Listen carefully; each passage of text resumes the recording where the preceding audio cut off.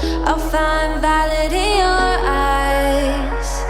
You'll always be my night sky. Hello friends and welcome back. My name is Dara. Thank you so much for being here. Today we are talking about what I plan to read for round 14 of the Tome Topple readathon. So if you didn't know what it is, it's just a reading challenge where the books you read during this 2-week period all have to be over 500 pages. So that's why it's a Tome Topple, because tomes are large.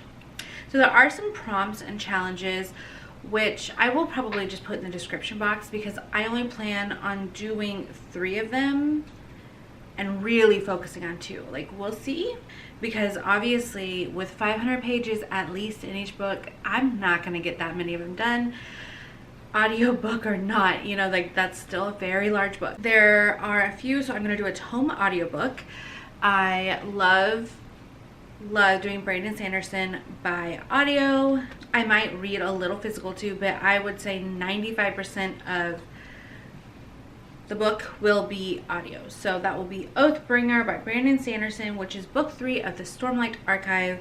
I have not used my credit on it yet, but I will tell you, oh my gosh, my book has a bit of a mistake in it, but anyways, it doesn't, it's not that serious. I will say there are 1290, look, there's about 1300 pages, so this is definitely a tome. Okay, I'm hoping I can listen to the entire thing in the 2 weeks / read it, but yes. And would I say this is priority number 1? No, probably not. I will show you what priority number 1 is. I guess it could count for 2. It says on here that you can use 1 book for 2 challenges. And of course, everyone knows about this book, A Court of Silver Flames. It is the next installment of the Court of Thorns and Roses series. This one could just be read 1 physical tome, and she's definitely a tome. I don't want to spoil myself, so I try really hard not to look at any words. So there's 751 pages in this book. So read 1 physical, that would be this, but also a tome from a series you haven't read in a while. I have not read this series in over a year, and that time it was just a reread. I haven't read through them the first time in a long time. Sarah J. Maas definitely took her time doing this, but it's fine. I hope it is all it's cracked up to be. Honestly, I had to hold myself back from reading this. I was about to start it this week, and then Sam put out the announcement, which is also going to be linked below to give her credit, because she is the one who started Tome Topple.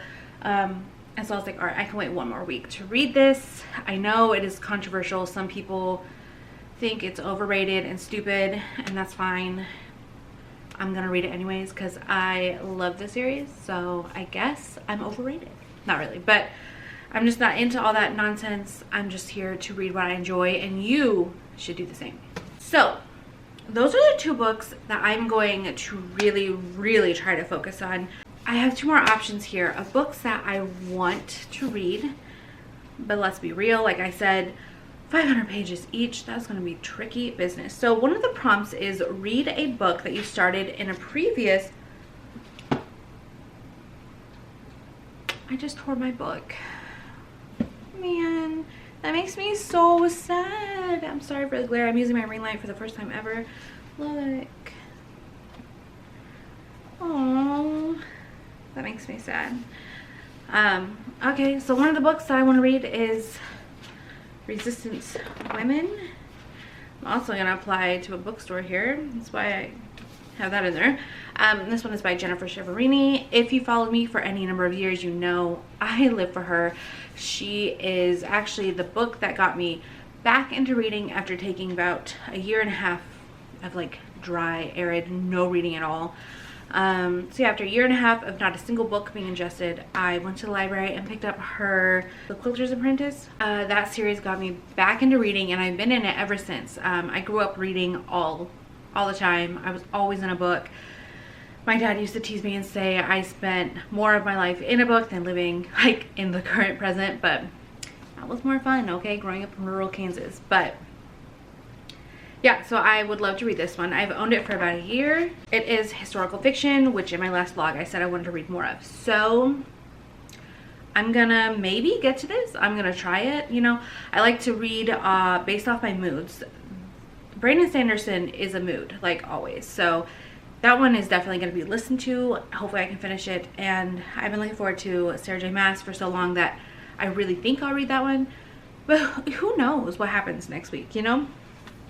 So there's that one. And then the other one is read a book you started and didn't finish during another Tome Topple. And that is The Moon and the Other. So this was a complete, I would say, cover by. Like, you know, sometimes you see a cover and you're like, I want that book, I need it. I saw the spine and said, I want that book, I need it. I bought it in Wichita at our last base, and I started it last time and I got 150 pages in it, and then I DNF'd it. I don't know, I'm gonna, if I just hate not, it sounds really interesting and I've talked about this book before. I want to give it another try. I just can't give up on it. So if I get to it now or if I get to it later in my life, I don't know, we'll see. But those are my 4 options for Tome Topple. I'm sorry that this is not like a set in stone. If you are into that, like set planning what you read, I used to be, and then I kind of found myself in a lot of slumps. So I do try to mood read. I can't always, like if I have a library book due that I want to finish, I push through. But 90% of the time I'm a mood reader. But I've got 4 books to choose from. And yeah, so it starts next week and I will be vlogging it. So if you guys are doing Tome Topple as well, let me know. And let me know if you've read any of these books and what you thought of them. So I will see you guys in my next video. Thank you so much for watching. Bye! When your stars have burnt out and your heart makes no sound, I'll find validity